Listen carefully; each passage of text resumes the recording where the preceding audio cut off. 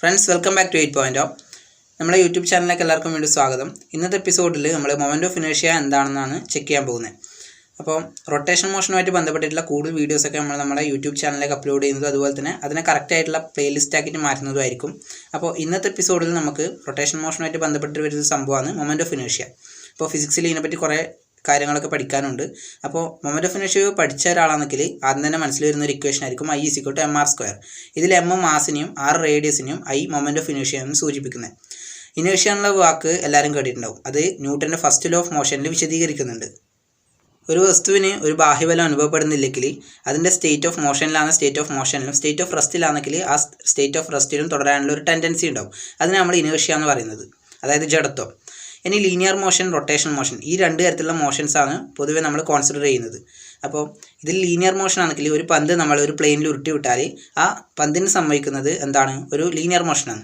ഇനി റൊട്ടേഷൻ മോഷൻ്റെ കേസിലാണെങ്കിൽ നമുക്ക് fan rotation motion നല്ലൊരു ഉദാഹരണമാണ്. അതായത് ഞാൻ ഇവിടെ ഒരു സീലിംഗ് ഫാൻ വരച്ചിട്ടുണ്ട്. ഇതിൻ്റെ ഒരു ആക്സിസ് വരച്ചാൽ ഇതിൻ്റെ റൊട്ടേഷൻ മോഷൻ ഞാൻ ഇവിടെ രേഖപ്പെടുത്തിയിട്ടുണ്ട്. ഇനി ഇവിടെ ലീനിയർ മോഷൻ്റെ കേസിലാണെങ്കിലും റൊട്ടേഷൻ മോഷൻ്റെ കേസിലാണെങ്കിലും ഇനേർഷ്യ അനുഭവപ്പെടുമ്പം ഒരു പന്ത്, അതായത് ലീനിയർ മോഷനിൽ ഒരു പന്തിലാണ് അനുഭവപ്പെടുന്നുണ്ടെങ്കിൽ അത് ആ സ്റ്റേറ്റിൽ കണ്ടിന്യൂ ചെയ്യാനുള്ള ഒരു ടെൻഡൻസി കാണിക്കും. അത് ഉരുണ്ടുകൊണ്ട് നിൽക്കും. പക്ഷേ അവിടെ അത് പന്ത് ഉരുണ്ട് കഴിഞ്ഞാൽ ഒരു സ്ഥലത്തെത്തുമ്പോൾ നിൽക്കും. കാരണം അവിടെ അനുഭവപ്പെടുന്നുണ്ട്? ഫ്രിക്ഷൻ അനുഭവപ്പെടുന്നുണ്ട്. അതുകൊണ്ട് അങ്ങനെ സംഭവിക്കുന്നത്.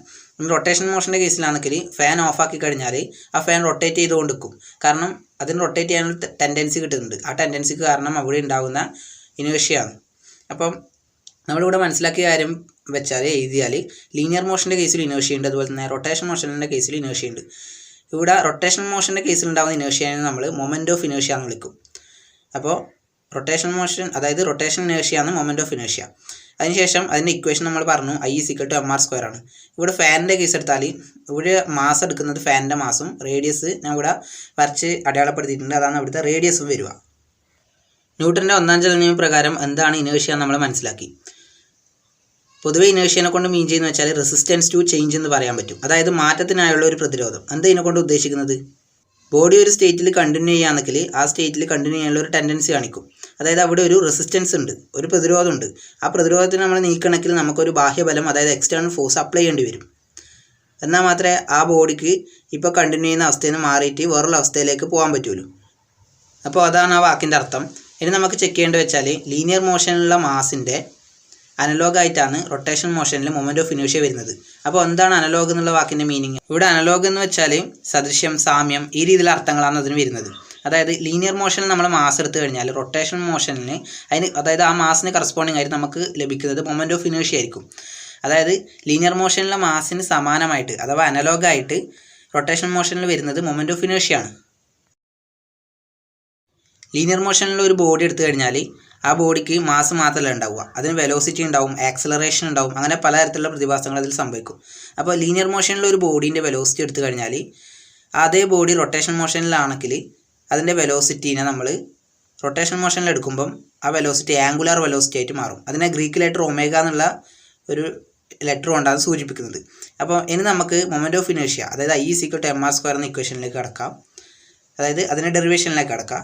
ആദ്യം തന്നെ നമുക്ക് വേണ്ട വെച്ചാൽ ഇവിടെ ലീനിയർ വെലോസിറ്റി നമ്മൾ മനസ്സിലാക്കി കഴിഞ്ഞു. അതിനെ V എന്നുള്ള ലെറ്റർ കൊണ്ടാണ് സൂചിപ്പിക്കുന്നത്.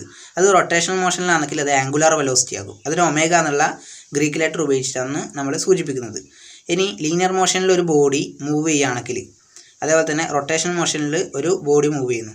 ഈ രണ്ട് ചിത്രങ്ങൾ ഞാൻ ഇവിടെ വരക്കുന്നുണ്ട്.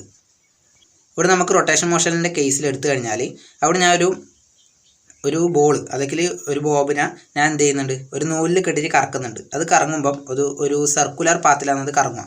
അപ്പം അതിൻ്റെ സെൻട്രൽ ആക്സിസിൽ നിന്ന് ആ ബോഡിയിലേക്കുള്ള ഡിസ്റ്റൻസിനെ ഞാൻ r എന്ന് എടുക്കുന്നത്, അതായത് റേഡിയസ്. ശേഷം അവിടെ ഉണ്ടാകുന്ന ആംഗുലാർ വെലോസിറ്റി ഒമേഗ ആ സർക്കുലർ പാത്തിൻ്റെ ഒരു ടാൻജൻ്റ് ആയിട്ടാണ് വരിക. അതിനുശേഷം ലീനിയർ വെലോസിറ്റിനെയും ആംഗുലാർ വെലോസിറ്റിനെയും തമ്മിൽ കണക്ട് ചെയ്യുന്ന ഒരു ഇക്വേഷൻ നമുക്ക് ഉണ്ടാക്കാൻ പറ്റും. V = r⍵. ഇവിടെ ആംഗുലാർ വെലോസിറ്റി അവിടുത്തെ റേഡിയസുമായിട്ട് ഒരു കണക്ഷൻ ഉണ്ട്. അതുകൊണ്ട് നമുക്ക് ഇക്വേഷൻ V = r⍵ എന്ന് എഴുതാം.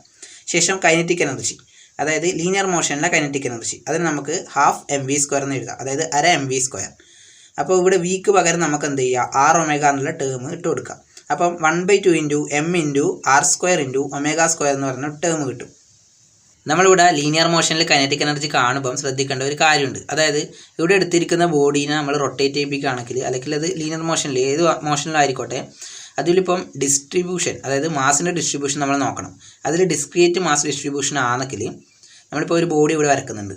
ആ ബോഡീൻ്റെ എല്ലാ ഭാഗത്തും ഉണ്ടാവും കുറേ മാസുകളുണ്ടാവും. അതായത് ആ ബോഡിയുടെ ഏതെങ്കിലും ഒരു ഭാഗം എടുത്തു കഴിഞ്ഞാൽ നമുക്ക് അവിടെ ഉണ്ടാകുന്ന മാസിനെ M1 M2 ആ രീതിയിൽ പേരിട്ടിട്ട് വിളിക്കാൻ പറ്റും. അതായത് കുറേ മാസ് എലമെൻറ്റുകൾ കൂടിച്ചേർന്നിട്ടാണ് ഒരു ബോഡി ഉണ്ടായിരിക്കുന്നത്, അതായത് മാസ് പോയിൻറ്റുകൾ. അപ്പം ഈ രീതിയിൽ നമുക്കതിനെ റെപ്രസെൻ്റ് ചെയ്യാം.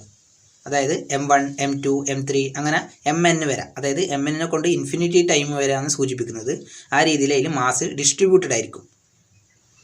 ഇനി നമ്മളിവിടെ വേറൊരു ബോഡി വരക്കുന്നുണ്ട്. അപ്പം ആ ഒരു ഒബ്ജക്റ്റിന് അതിൻ്റെ സെൻട്രൽ ആക്സിൽ കൂടെ ഒരു ആക്സിസ് വരച്ചിട്ട് അതിനെ റൊട്ടേറ്റ് ചെയ്യിപ്പിക്കുന്നതായിട്ട് സങ്കല്പിക്കുക. അങ്ങനെയാണെങ്കിൽ അതിൽ കുറേ, അതായത് ഡിസ്ക്രിയേറ്റ് മാസ് ഡിസ്ട്രിബ്യൂഷനുള്ള ഒരു ബോഡിയാണ് അതെങ്കിൽ അതിൽ കുറേ മാസ് എലമെൻറ്റുകൾ ഉണ്ടാവും, അതായത് മാസ് പോയിൻറ്റ്സ് ഉണ്ടാവും. ആ മാസ് പോയിൻറ്റിനൊക്കെ അതിൻ്റെ സെൻട്രൽ ആക്സിസ് എന്നൊരു ഡിസ്റ്റൻസ് ഉണ്ടാവും, അതായത് റേഡിയസ്. അതിന് നമുക്ക് ആർന്നെടുക്കാം. അതായത് അതിനുശേഷം ഇവിടെ നമുക്ക് പറയാൻ പറ്റുന്ന കാര്യം എന്താ വെച്ചാൽ റേഡിയസും അതിൻ്റെ മാസും വേരി ചെയ്തുകൊണ്ടിരിക്കുന്നുണ്ട്. പോയിൻ്റ് ടു പോയിൻറ്റിൽ റേഡിയസും മാസും വേരി ചെയ്യും. അപ്പോൾ ഇവിടെ നമ്മൾ സമീഷൻ, കൈനറ്റിക് എനർജി കാണുമ്പം സമീഷൻ ഉപയോഗിക്കണം. കാരണം കുറേ മാസ് എലമെൻറ്റുകളുണ്ട്. അപ്പോൾ എല്ലാത്തിനും സമീഷൻ ചെയ്തിട്ട് വേണം നമ്മൾ എഴുതാൻ വേണ്ടിയിട്ട്. അപ്പോൾ സമീഷൻ കൊടുക്കുക. Summation I = 1 to n. അതിനുശേഷം ഇവിടെ കൈനറ്റിക് എനർജീൻ്റെ ഇക്വേഷൻ നമ്മൾ സബ്സ്റ്റിറ്റ്യൂട്ട് ചെയ്ത് കൊടുക്കുക. അതായത് 1/2 × m × r² × ω². ഈ ഒരു ഇക്വേഷനിൽ ആംഗുലാർ വെലോസിറ്റി 1/2 കോൺസ്റ്റൻ്റ് ആണ്. ഇവിടെ ആംഗുലാർ വെലോസിറ്റി കോൺസ്റ്റൻ്റ് ആണ് പറയാനുള്ള കാര്യം, നമ്മളൊരു ബോഡീനെ റൊട്ടേറ്റ് ചെയ്യുകയാണെങ്കിൽ അതിൽ എല്ലാ പാർട്ടിക്കിൾസിൻ്റെയും ആംഗുലാർ വെലോസിറ്റി, അതായത് വെലോസിറ്റി എപ്പോഴും എന്തായിരിക്കും, ഈക്വൽ ആയിരിക്കും. അതുകൊണ്ട് 1/2 ω² നമുക്ക് പുറത്തേക്ക് എടുക്കാം. അത് കോൺസ്റ്റൻ്റ് ആണ്. അപ്പോൾ സമീഷൻ്റെ ഉള്ളിൽ മാസും റേഡിയസും മാത്രമേ വരുള്ളൂ. കാരണം മാസും റേഡിയസും ഇവിടെ വേരി ചെയ്യുന്നുണ്ട്. അതിനുശേഷം ലീനിയർ മോഷനിൽ ഉണ്ടാകുന്ന കൈനറ്റിക് എനർജീനെയും അതുപോലെ തന്നെ റൊട്ടേഷൻ മോഷനിൽ ഉണ്ടാകുന്ന കൈനറ്റിക് എനർജീനെയും നമുക്ക് കമ്പയർ ചെയ്യാം.